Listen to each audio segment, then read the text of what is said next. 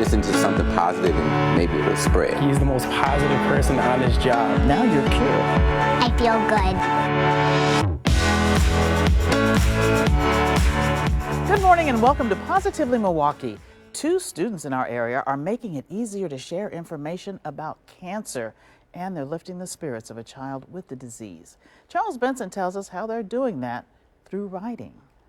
Nadia Greenenwald and Lincoln Egger have promising futures as authors, or maybe reporters. Maybe. Yeah.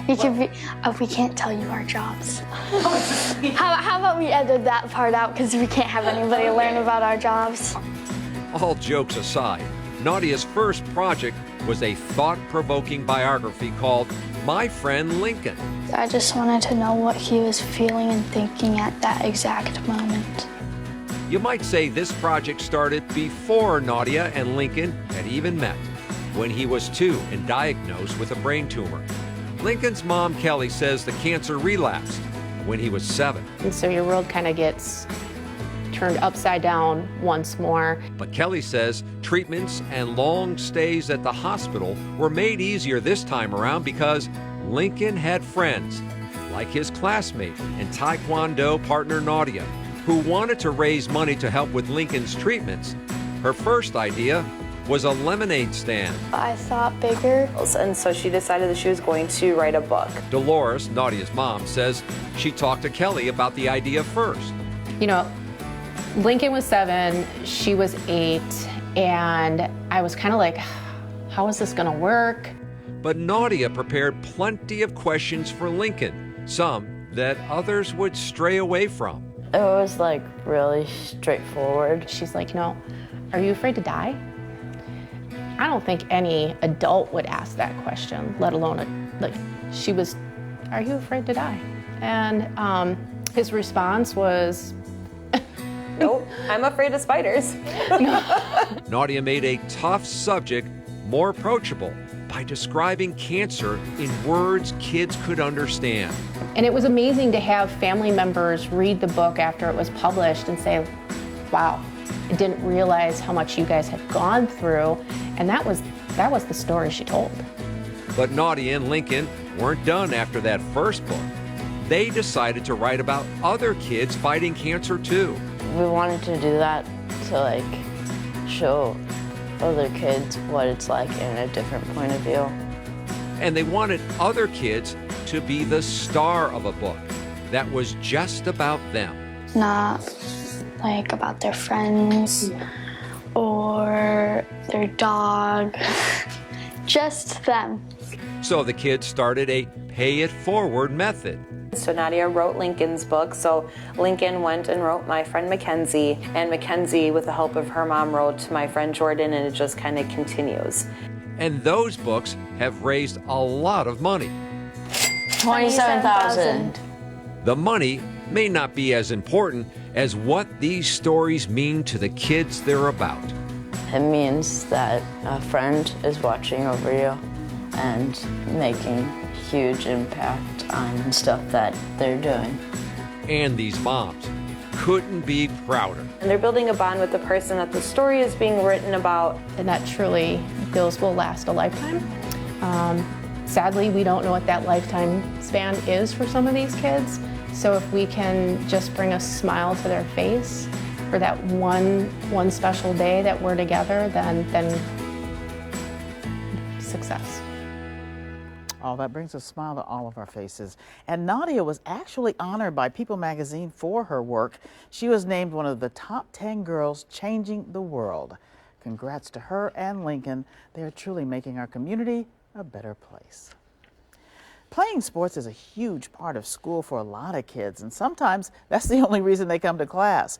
When a Kenosha basketball coach discovered a major hurdle for his kids to play, he got to work. Julia Fellow tells us more.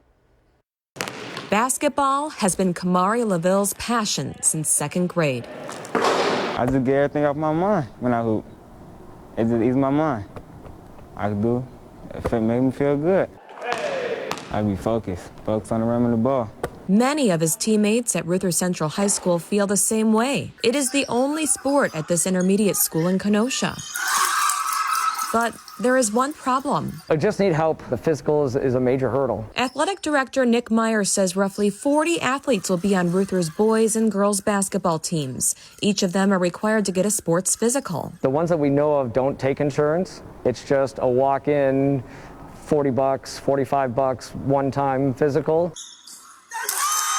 Unlike a yearly physical exam that's fully covered by insurance, a sports physical is an out-of-pocket expense. I was like, hey, we got to do something. We got to get these kids engaged. So Myers started this GoFundMe page to help pay for these physicals. Do you think it's nice that your coach is raising money for other students? Yeah, because half of the people probably can't afford it. One of the students I was interviewing said that he thinks maybe half of the team might not be able to afford it. Do you agree with that? Oh, I would definitely agree with that. We want them to, and they need it in their lives. Coach Myers says the athletes all need this outlet. If they're only here for school and they're not a part of anything else, they get disinterested. I mean, no school, no not coming. If I ain't had basketball, what would I do? I don't know what I would do. The hope is these kids won't have to worry about not playing. They like to beat me, and they like when I beat them. Are you learning a lot from him? Yeah, but he still can't guard me. I love this. Now, the best news of all, Coach Myers raised more than $2,200 to cover the cost of physicals, but he might not need it because 3 doctors have reached out to him willing to do those checkups for free. Now, that is amazing. Basketball isn't the only sport Milwaukee area fans enjoy. Our American Hockey League team, of course, is the Admirals. They had a long hiatus because of the pandemic. Bruce Harrison shows us getting back to the arena could not come a second too soon for fans. 584 days without the cowbells, the organ, and the smashing. But Admirals season ticket holders didn't flinch. I've loved hockey since I was a little kid. Kevin Kehoe is one of roughly 1,000 season ticket holders. According to the team, 97% of that loyal group stuck around, paying in advance for the season that began this month. It's finally back and we're here, so I'm here, all my friends, hockey fans. I didn't take fans like Kehoe any convincing to come back, but others may be much more reluctant in the wake of the pandemic. Making sure that there's hand sanitizers everywhere, making sure that the security protocols are all the way that they're supposed to be, encouraging people to wear masks if they want to, and making sure they feel comfortable that way as well. President John Greenberg says the team probably lost about $5 to $6 million when they lost last season. Minor league hockey franchise in this league that's a significant hit. But opening day matched the largest crowd since 2004. A positive sign, Greenberg says, and a trend he expects to continue. Hockey's back, Milwaukee. What I like about hockey is that it's like a really fast sport, and I like.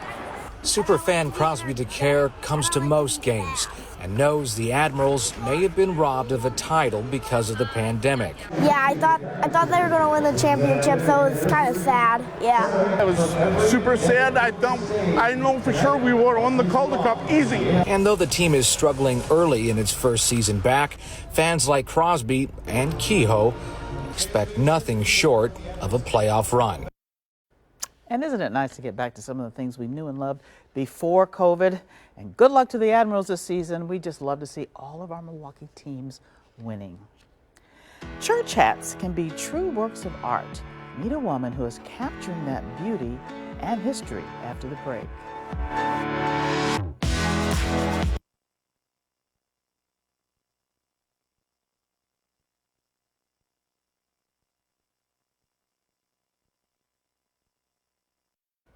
Welcome back to Positively Milwaukee. Have you ever wondered why you often see ladies wearing hats in church? Well, a retired teacher was curious and did her homework. Her journey led her to a book and a history lesson about a tradition that lives on to this day. As I went down to the river to pray. The date was July 24th, 2021. The place, Pilgrim Rest Missionary Baptist Church. The event, celebrating the legacy of church hats. Oh, the day was glorious. There wasn't a cloud in the sky.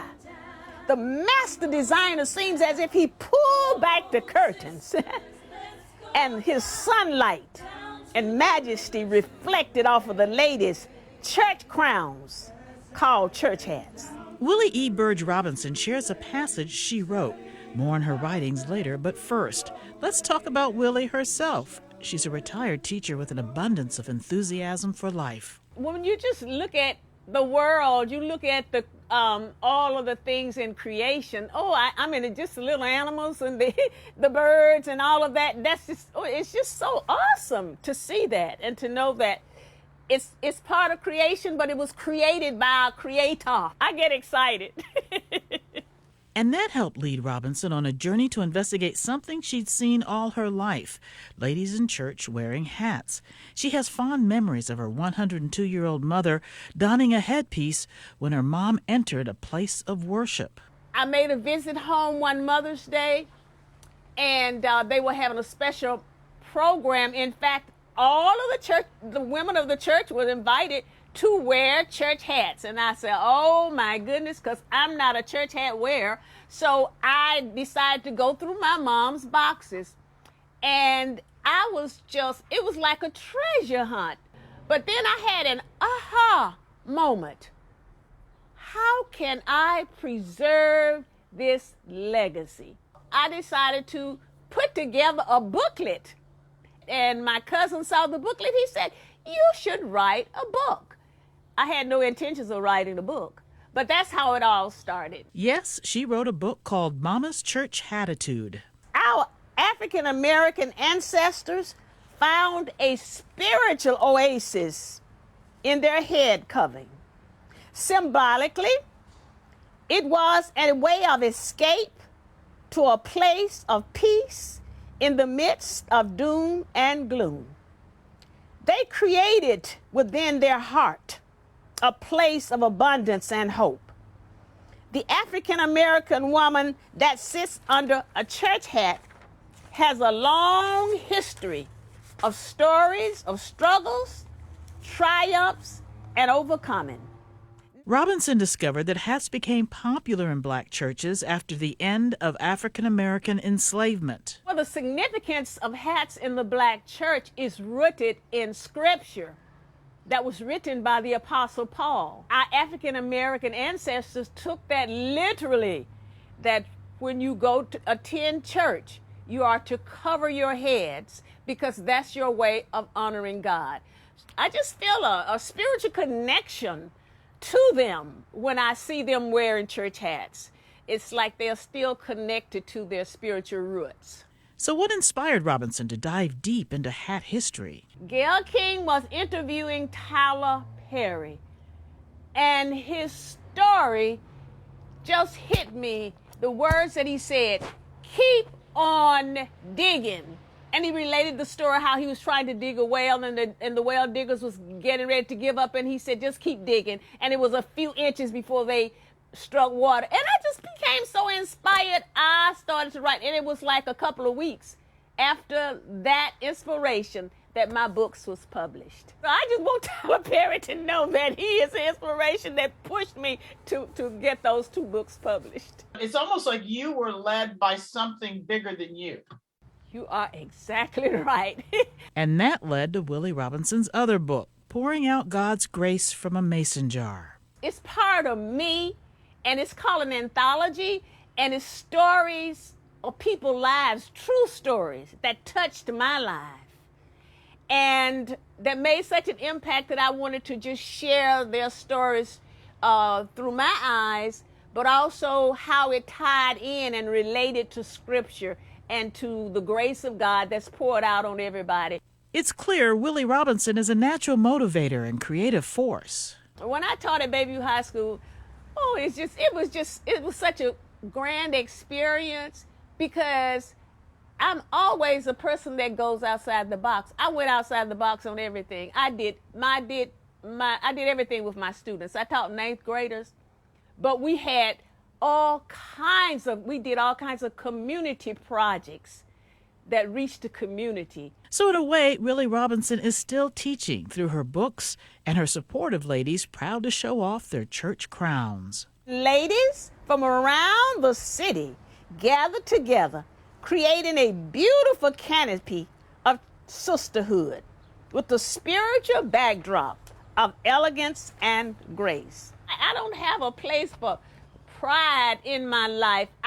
Mine is more not pride, but humility and gratefulness that I was allowed to do this.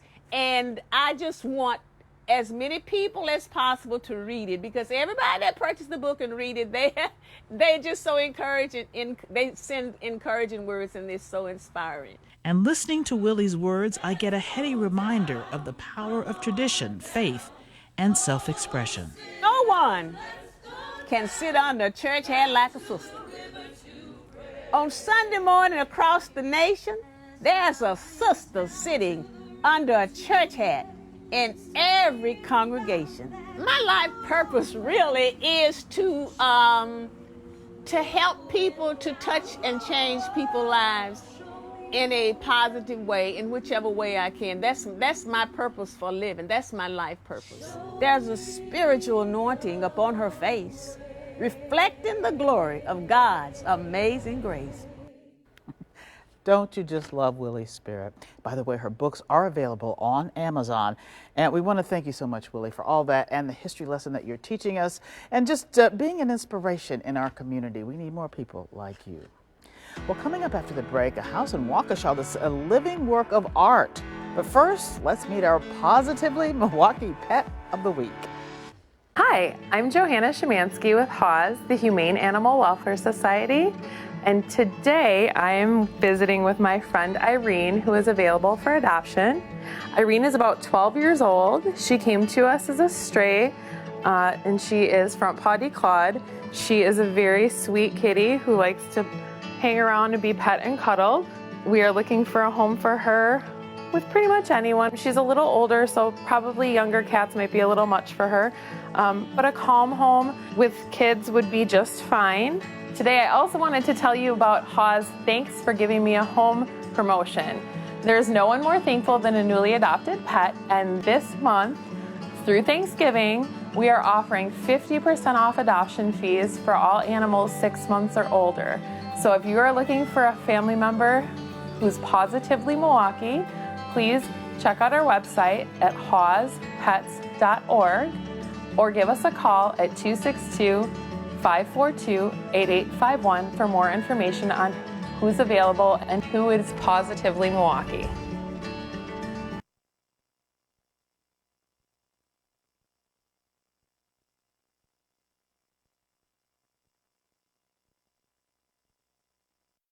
Welcome back to Positively Milwaukee. With the holiday season creeping up on us, you might be dusting off your recipe books. Fall food, as we know, can taste the best of all. And we wanted to ask you, what is your favorite dish? Always got to be bratwurst. Always. Pumpkin pie. I mean, who doesn't want pumpkin pie? White chicken chili is my favorite in the fall. Okay. Haven't had it yet this year, but I'm looking forward to it. Spaghetti and meatballs, because I'm Italian. I would say something pumpkin. Not pumpkin latte, but like pumpkin muffins or pumpkin pie. A turkey dinner on Thanksgiving, that's my favorite fall food. Mashed potatoes. My favorite fall food would be, believe it or not, chicken bouillon. It's a Belgian soup that's made up north in a big open fire outside on a cold day. I love it. Now, so much variety. If you do have a favorite fall food that you want to share with us, or if you have a question that you would like us to ask next week, just go to our Positively Milwaukee Facebook group. Well, our area is full of unique homes, but this next one will truly turn your head. James Groh talked to the owner of a home in Waukesha with some surreal decorations. This is my treehouse, my home. Jeff Seymour spent 2.5 years painting his home at 234 Brook Street in what can only be described as a cross between Dr. Seuss and Van Gogh. Actually, there was many moments where I wasn't sure I was doing enough. He used 70 different colors and 20 unique types of cabinets. He even has an Adam and Eve inspired stained glass window next to his bar. Of course, inspired by Adam, except Adam's not reaching for apples, he's reaching for martini olives, oversized martini olives. It's listed for $399,900, has 3 stories, 2 bedrooms, 2 bathrooms, a downstairs retail space plus garage, and is about 2,100 square feet. I think it's totally family friendly, and It's likely to attract maybe young professionals. The condo is definitely for the person with an eclectic taste. After all, how could you ever want to redecorate something like this? The entire condo is basically a giant piece of art. This hole here actually connects to the shower in the bathroom, so when I'm taking a shower, I can actually watch people on the sidewalk in the front of the building. There are even mosaic steps that go to an elevated shower with a view. You can actually see the sky when you step in the tub. Wow, that really is once in a lifetime home. Now, who would have thought you might find such a masterpiece in a little building in downtown Waukesha? Way to go. Fresh vegetables, homemade goodies, and friendly faces. There's so much to love about farmers markets. I just adore them. Our first reason to smile this morning, farmers markets are not just for the summertime, because there is a Waukesha winter farmers market. It started up at Martha Merrill's Books yesterday. The market's going to be open every Saturday from 9 a.m. to 1 p.m. Vendors plan to offer everything from a tasty meal to homemade soaps. We have more information on our Positively Milwaukee Facebook group. Well, Halloween was last week, but we did want to show you some amazing costumes. Check out this 6-year-old Joe Toman. He is dressed as what he calls the Spaghetti Bridges. His mom, Kat, says that's what he calls Milwaukee's Marquette Interchange. Now, that is really cool. Now, making this costume was a challenge, but Kat is no rookie because she helped Joe dress up as an MCTS bus driver, a Stone Creek coffee cup, and even the Mitchell Park Domes. I love the local theme in all those costumes. I'm going to be back with my quote of the week. Don't go away.